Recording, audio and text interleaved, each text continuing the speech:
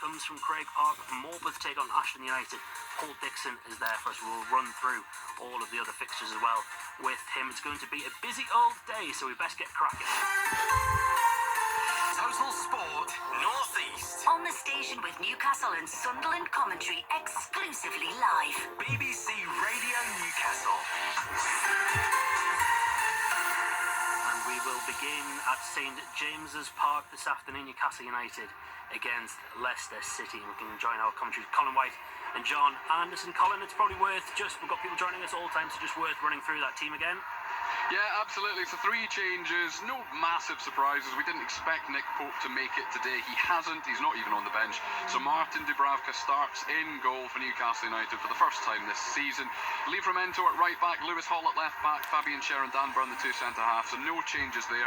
Sandro Tonali comes back in for Longstaff in the middle of midfield. So it's Bruno Tonali and Joe Linton as the midfield 3. Anthony Gordon back in as well, having been rested at least from the start against Brentford last weekend. He comes back in for Harvey Barnes on the left. Jacob Murphy stays on the right with Alexander Isak up front. It means that with no Nick Pope, Odysseus is the substitute goalkeeper for Newcastle United. Also on the bench for them, Matt Targett, Sean Longstaff, Lloyd Kelly, Kieran Trippier, Miguel Almiron, Will Osula, Harvey Barnes, and the one man we probably didn't expect to even make the bench, Joe Willock.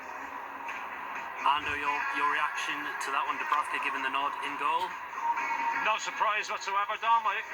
He's been on the bench, number 2 to Nick Pope all season, so I didn't see any reason why anybody else was going to jump above him.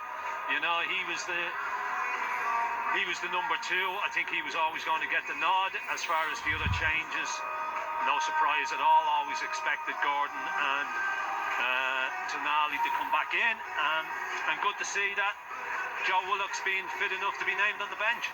Yeah, obviously there's lots of debate this week about Sandro Tonali, and reports, earlier in the week that he was maybe not happy with game time. They were rubbished by his agent. Starts today, he'll be looking to put in a big performance. Well, if he plays anywhere near as well as he played against Liverpool, he was exceptional that night. He was rested after that. Look, we know what a quality player he is. He's a big player for his national side.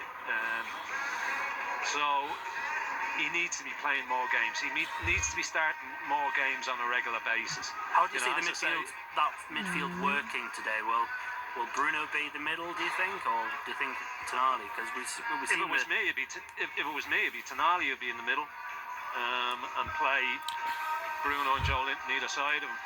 I think Tonali looks a far better player in there. Looks more controlled, dictates it better. So I would play him in there. Play Guimaraes on the right of him and Joe Linton on the left of him. But I don't know how Eddie Howe's thinking. We'll have to wait and see. But that's the way I'd go if it was up to me. Well, just one thing worth saying about Sandro Tonali as well. He has joined Fabian Schär and Joe Linton on 4 Premier League yellow cards, so he is also one away from a suspension today too. Yeah, you can't let them play in your mind, though, Colin. They're not going to be sat in the dressing room thinking, if I get booked today, I'm going to miss a game. Yeah. You've got to go out, you've got to do what comes natural to you.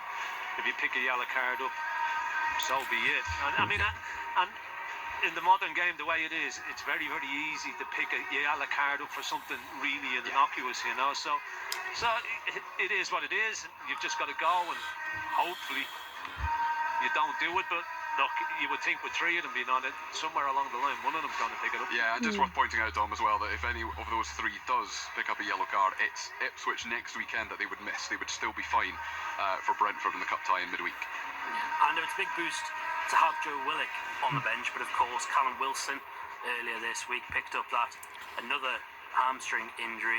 So they've got Osula on the bench, but Eddie Howe has been a bit reluctant to use him, hasn't he? Yeah, it's good for Joe Willock. He's been another one who this season, it's been a stop-start type of season for him. He plays a few games, picks up an injury, but good to see that he's fit enough to take his place on the bench.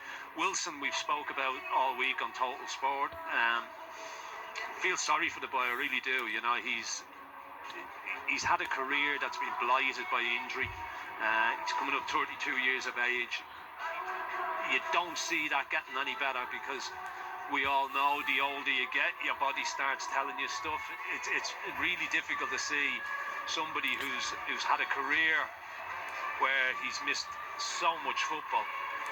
Now that he's getting to the latter stages of his career, that's going to get any better. But I feel for the boy, you know.